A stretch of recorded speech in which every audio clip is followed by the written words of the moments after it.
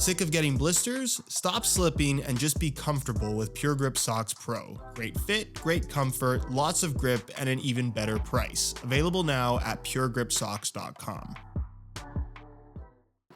The 2002 World Cup Adidas Fevernova match ball is absolutely iconic, one of my personal favorites. It also happens to be the inspiration for these indoor football boots for some reason. Let me show you. Ladies and gentlemen, say hello to the Adidas Fevernova Court Indoors, a pair of futsal shoes with some modern but also retro styling that admittedly I'm quite a big fan of. They feature a thin textile upper with synthetic suede overlays, a central lacing system, a light strike midsole, and a super sticky indoor bottom, no turf variation available, inspired by the 2002 World Cup ball, bearing a retail price of $130. Where despite the seemingly random name and inspiration for this boot, in my opinion definitely being more about the look than anything else, the features of this Fevernova Court boot actually remind me a lot of the Nike React Gato, which in my opinion is one of the best indoor models on the market right now. However, those retail for $150, these are $20 less expensive, which is great, but are they anywhere near as good? That's exactly what I want to talk about in today's video as we go over all the details of the Fevernova Court, including how they fit and feel on feet. So if you're interested in learning more, please stick around, and if you are interested in a pair for yourself, you can pick them up below their normal retail prices by way of some exclusive SR4U coupon codes via the link down below. And as always, if you enjoy these brutally honest reviews, perhaps want to see more indoor boots on the channel, don't forget to drop a like on this one and make sure you're subscribed if you haven't already so you don't miss out on my reviews of all the latest football boots of 2024. Starting with the upper, it's surprisingly complex in terms of the amount of layers of materials and pieces that you have to it. However, the end result is something that just ends up feeling pretty straightforward in that it's relatively thin all the way through except for one part of the foot. You can see it's this thin textile honeycomb kind of mesh material, with the honeycomb itself definitely being inspired by the pattern that you had on the Fevernova match ball, and only parts of the upper have that texture in that much of this textile is overlaid with thin kind of layers of fused polyurethane. Some places have double layers, you can see some seams are covered up, and then you also have these kind of synthetic suede overlays, one on the lateral side of the forefoot, one on the medial side, and then a thicker synthetic suede kind of wrapping all the way along the lacing area of the foot to reinforce those lace positions. With the upper itself being super thin, it's very, very pliable. There's no real padding or softness to it, but it does feel surprisingly sock-like because of how pliable it is. You get that little bit of additional grip in these areas with the suede, although it's definitely minor, and you even have this little bit of a plastic reinforcement sitting above the already fairly high rubber lip at the tip of the toe, which is great for a little toe pick if you need to do that in tight situations, but also awesome for the sake of long-term durability. Across the top of the foot is where I have a major gripe with these, in that I like the central lacing system. That to me is always a win. It's a traditional U-throat construction with a standalone tongue. However, I really hate the implementation of these two lace loops. That feels completely unnecessary and I think is realistically only there to clear a more open space to see the Fevernova logo running across the tongue. And then there's the tongue itself, which maybe it's a little bit difficult to see from any angle that I can show you, but it's extremely padded in the upper part. So basically from here to here, it feels like you're wearing an early 2000s skate shoe. Maybe that's a bit of an exaggeration, but the tongue is just so heavily padded. And granted, when you tie the laces tight, a lot of that padding, because it is very spongy, does kind of compress, and it's great from a comfort perspective, but when it comes to touch on the ball, the entire upper feels super thin, but then right across the top of the foot, you have this spongy padded feel that honestly I just don't care for. It's the type of padded tongue that I would love on a pair of running shoes, but it just feels extremely out of place and unnecessary on a pair of indoor futsal shoes. Also, something that I think some people would be surprised about when they see these boots in person for the first time are these little Adidas flaps on the side. They're made out of that that fairly thick synthetic suede, and they just kind of flap freely here on the side. They lift up a little bit, and it's not something that you notice when playing in the boots, but looking down at your feet,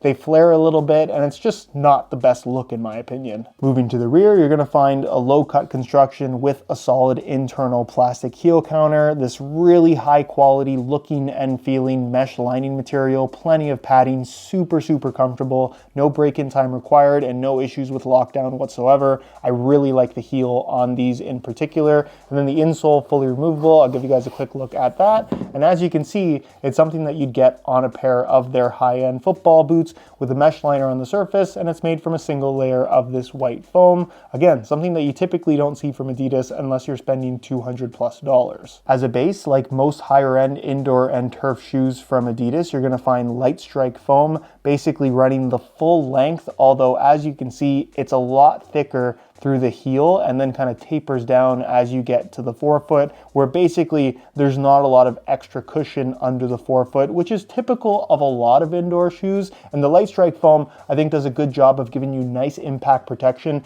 without feeling overly mushy. My main gripe with it is it does feel a little bit wedge shape, where you do feel like your heel sits significantly higher than the forefoot, which is not necessarily a deal breaker. Some people might actually really like that, but for me, I've always preferred indoor shoes that have a little bit of a more consistent flat feel all the way through. But again, everyone likes something different. As far as the outsole is concerned, this is only available as an indoor shoe. And as you can see, there's nothing too crazy here as far as the traction pattern is concerned. It's just this consistent kind of curved line running all the way through. However, the grooves are nice and deep, and the rubber itself is incredibly sticky. This has that basketball shoe squeaky feel where they're just glued to the surface. And I also like the fact that you do get that nice rubber lip running all the way through the forefoot and toe box area. From a traction perspective, this is easily one of the best indoor shoes I've ever tried. When it comes to weight, I thought it'd be fun to compare the Fevernova to the boot it's competing against in the React Gato from Nike, both in the same size 10 US. We'll start off with the Nikes, and you can see that they weigh in at 9.7 ounces, the equivalent of 274 grams. Change the scale back to ounces, and we'll throw on the Fevernova, and you can see that they weigh in at 9.4 ounces, the equivalent of 266 grams. That's a difference of 8 grams, which is ultimately pretty small and not something that I think you're going to be able to feel when you have the boots on feet. However, when it comes to a gram to gram comparison, the Fevernova is technically a little bit lighter. On feet, the Fevernova is a really comfortable pair of futsal shoes, but there are two things about it that I'm not in love with. The first of which is the midsole, where it does feel like your heel sits a little bit higher than the forefoot. It has, like I mentioned earlier, a little bit of that wedge shape, which I've just never been a big fan of. Maybe that's something you like. If that's the case, you'll really enjoy this midsole. From a cushion perspective, I think it does a really good job of giving you that impact protection. And then the second thing I don't like is how padded that tongue is. You can see how much extra padding and bulk there is kind of towards the front side of my ankle. And when you tie the laces tight, because it's such a soft, spongy foam, it compresses quite a bit. It's super comfortable, but I genuinely cannot feel the laces across the top of my foot, which is a double-edged sword because it feels comfortable, but from a touch on the ball and feel perspective, there's no feel for the ball, which is definitely not something that I want in any pair of football boots. And it's a very big contrast compared to the no padding, super thin textile that this upper is made of everywhere else around the tongue. So you're getting that barefoot feel until you hit the top of your foot where the laces are, and then it's just super padded and borderline numb. When it comes to the overall fit, I think they've nailed the shape. It's got good width to it, a relatively slim profile in terms of the volume that they've gone for,